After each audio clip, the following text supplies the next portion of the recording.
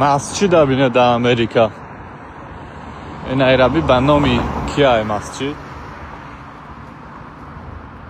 ابن تیمیه شیخ. در رایون سیاها با همین مسجد کالور سیتی میگن.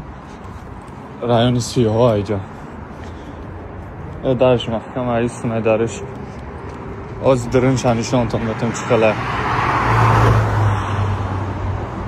یک قیامت مسلمانه یک قیامت امریکانسان مسلمان شده اگر اسلام قبول کرده اگر این همی سیاه ها همش در اینجا زندگی میکنن بسیارش قبول کرده اگر این هم اومدگه مالکه کنشه. سلام علیکم. نجات چی میفروشن؟